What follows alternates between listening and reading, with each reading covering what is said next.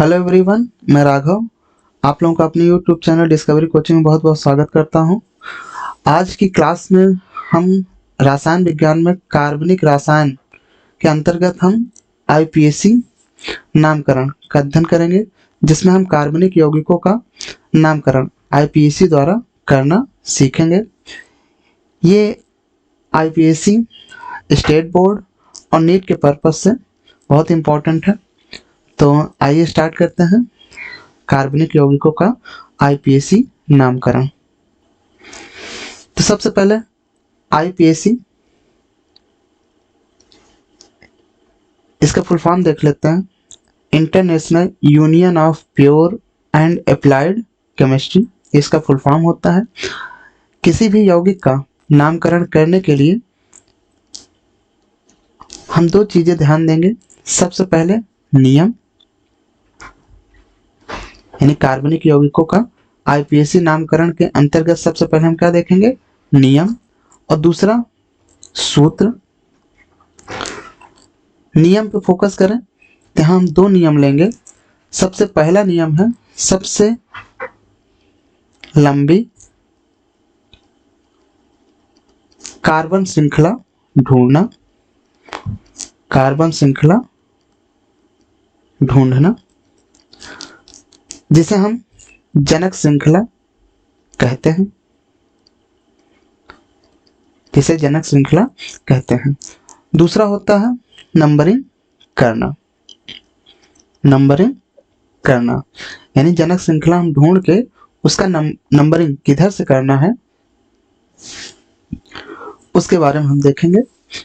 तो नंबरिंग करते समय हम उस कार्बनिक यौगिक में सबसे पहले हम क्रियात्मक समूह ढूंढेंगे।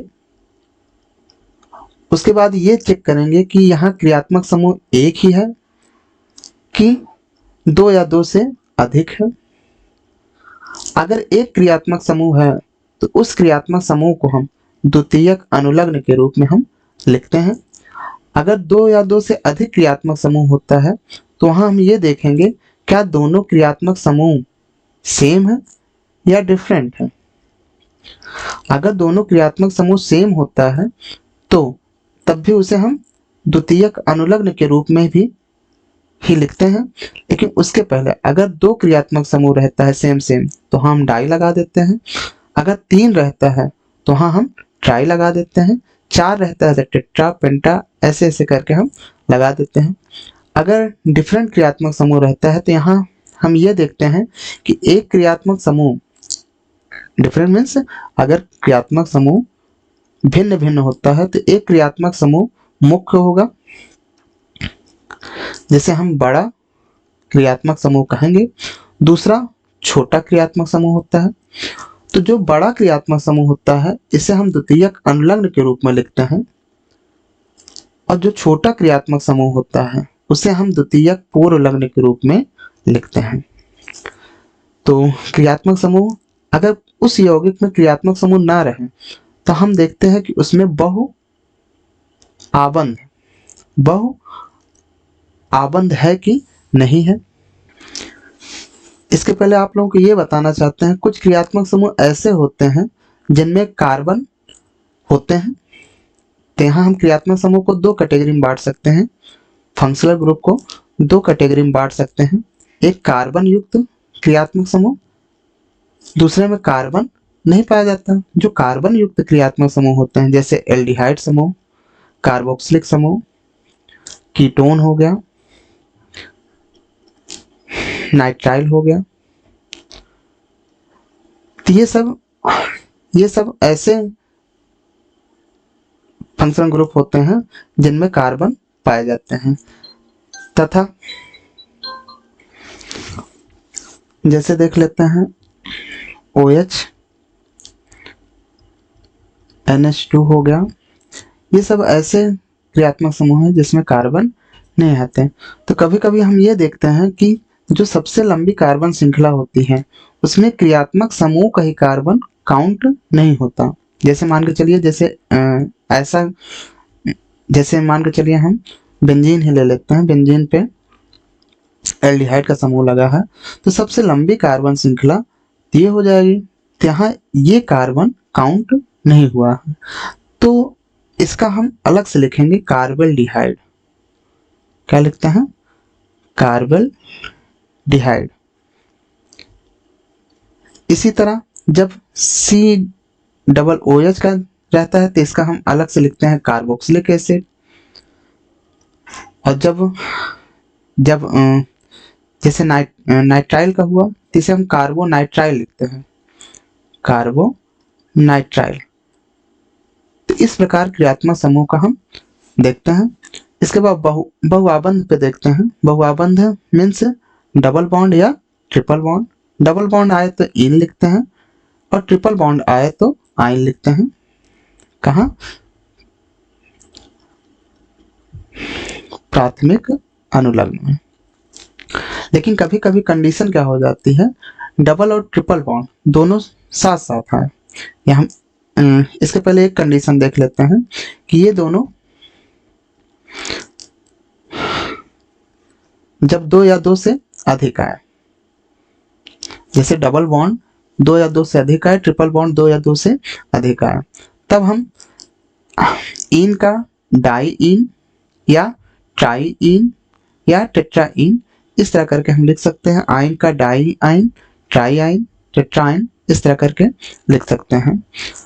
और जब ये दोनों साथ साथ आते हैं, जब ये दोनों साथ साथ आते हैं, डबल और ट्रिपल बॉन्ड जब दोनों साथ साथ आते हैं, तो हम 2 कैटेगरी इसमें बांट देते हैं कि इनका पोजीशन, अगर इनका पोजीशन क्या रहे, सेम रहे या डिफरेंट पोजीशन पे है, डिफरेंट पोजीशन पे है, यानी उनकी स्थिति क्या हो, या तो समान स्थिति रहे या तो भिन्न भिन्न स्थिति रहे। जब समान स्थिति रहती है तो डबल बॉन्ड ट्रिपल बॉन्ड से बड़ा होता है, यानी जिधर से डबल बॉन्ड पास पड़ेगा उधर से नंबरिंग करेंगे। और जब डिफरेंट पोजीशन पे रहता है तब जो पहले आए, जो पहले पास पड़े वहां से नंबरिंग करते हैं। अभी एग्जांपल पे क्लियर हो जाएगा। इसके बाद प्रतिस्थापी आ जाता है, इसके बाद प्रतिस्थापी आ जाता है। तो ये वीडियो ज़्यादा लंबी ना बने, जिसके कारण ये पूरा एक मैप द्वारा मैं पहले से ही बना के रखा हूँ, उसको देख लेते हैं। हाँ, ये कंप्लीट IPSC है जो एक पेज में यहाँ दर्शाया गया है।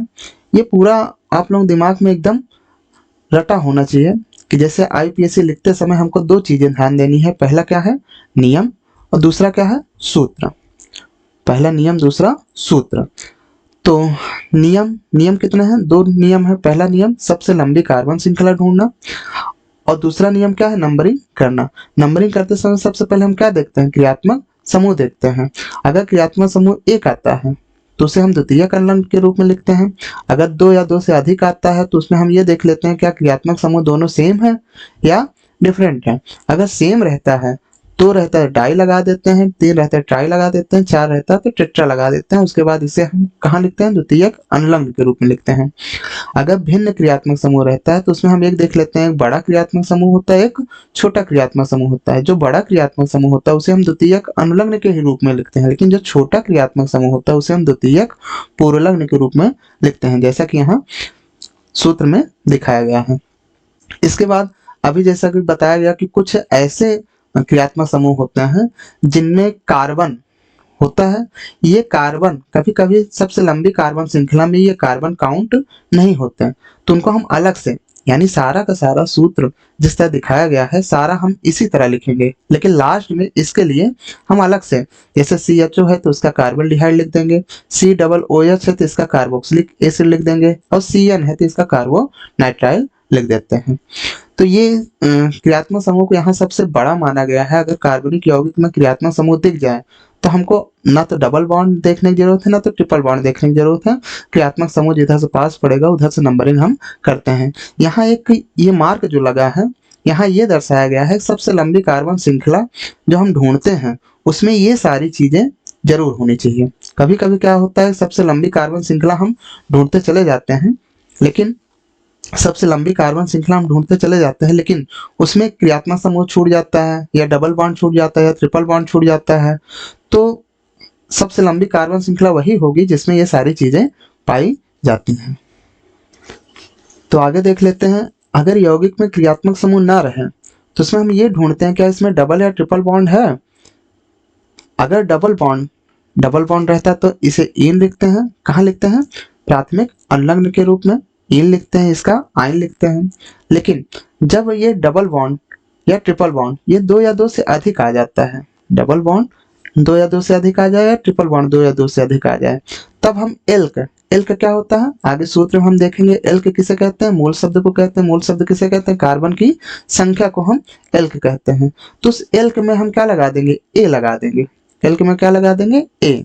जैसे यहाँ मान के चलिए दो डबल बॉन्ड जहां तक है कार्बन 4 में आएगा, जैसे यहाँ ब्यूट है तो उसका क्या हो जाएगा, वहां ब्यूटा हो जाएगा। क्या हो जाएगा, ब्यूटा करके लिखेंगे। प्लस 2 रहेगा तो डाई इन हो जाएगा या डाई आइन हो जाएगा। 3 रहेगा तो ट्राई इन हो जाएगा या ट्राई आइन हो जाएगा।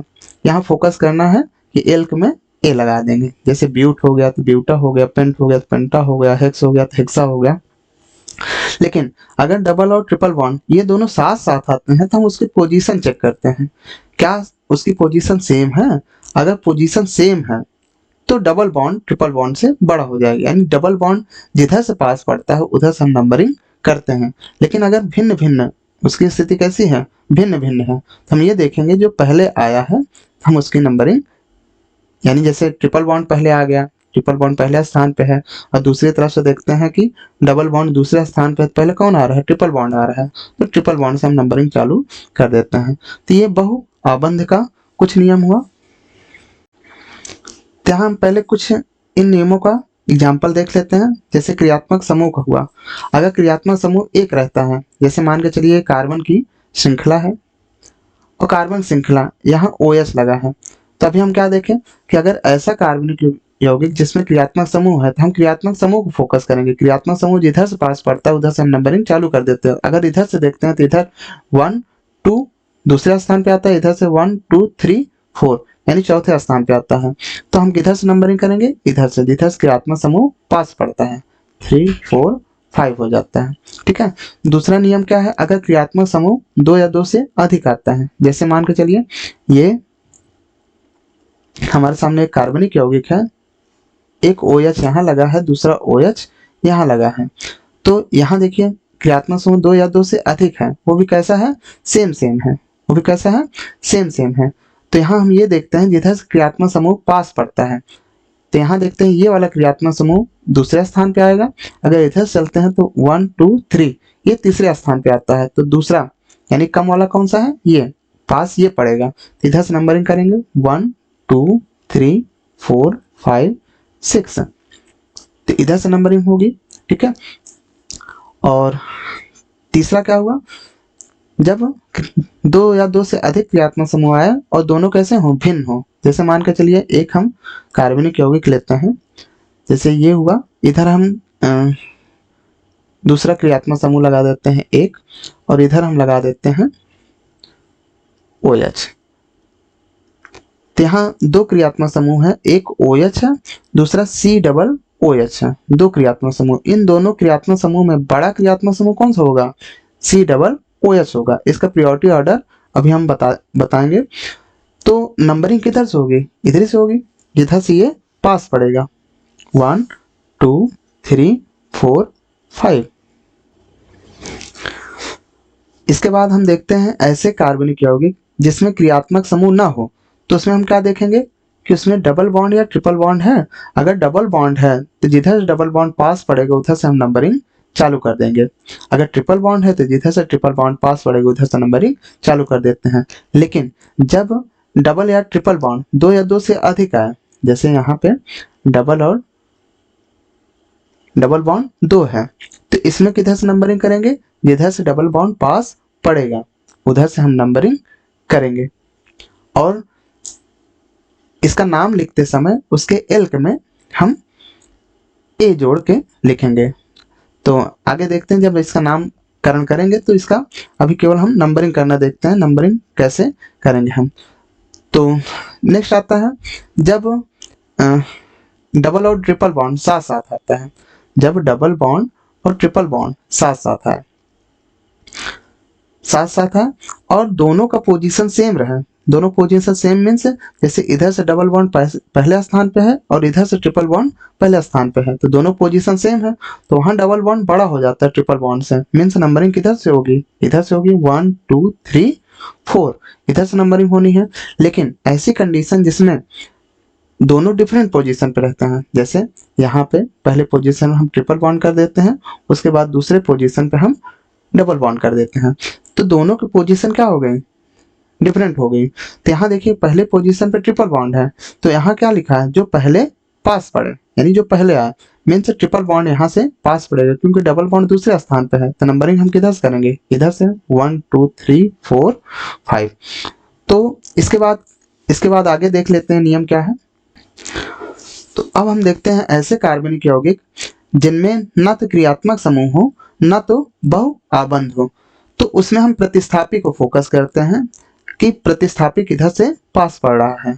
तो पहला प्रतिस्थापी है जैसे हैलोजन, हैलोजन यानी अन्य प्रतिस्थापियों से सबसे डोमिनेंट यानी सबसे बड़ा माना जाएगा, जैसे हैलोजन, हैलोजन जिसे हम यक्स से व्यक्त करते हैं, तो हैलोजन किसे कहते हैं, हैलोजन जो 17वें वर्ग के तत्व को हैलोजन कहते हैं। जब ये इसको जब सूत्र में बताया जाएगा कि हैलोजन जो होता है ये हैलोक फॉर्म में लिखा जाता है, जैसे फ्लोरीन हो गया तो फ्लोरो होता है, क्लोरीन हो जाएगा क्लोरो हो जाएगा, तो ये आगे सूत्र में हम बताएंगे आप लोगों को। तो हैलोजन जब एक आता है तो इसे हम पूर्ण लग्न के रूप में लिखते हैं, द्वितीयक पूर्ण लग्न। तो कभी कभी ऐसे कार्बनिक यौगिक आ जाते हैं जिसमें एक से अधिक हैलोजन पाए जाते हैं, तो उसमें हम नंबरिंग करते समय ये देखेंगे कि अल्फाबेट ऑर्डर में सबसे पहले कौन आ रहा है। जैसे मान के चलिए उसमें ब्रोमीन और क्लोरीन आ गया, तो अल्फाबेट ऑर्डर में हम ये देखेंगे बी पहले आता है और सी बाद में आता है, तो जिधर से ब्रोमीन पास पड़ेगा उधर से हम नंबरिंग करते हैं। जैसे एग्जाम्पल हम देख लेते हैं। जैसे मान के चलिए इधर एक ऐसा कार्बनिक यौगिक है जिसमें एक से अधिक हैलोजन है, जिसमें एक से अधिक हैलोजन है। तो अल्फाबेट ऑर्डर में हम ये देखते हैं कि ब्रोमीन यानी ए बी सी, यानी पहले बी आएगा फिर बाद में सी आएगा, तो बी यानी ब्रोमीन जिधर से पास पड़ेगा उधर से हम नंबरिंग कर देते हैं।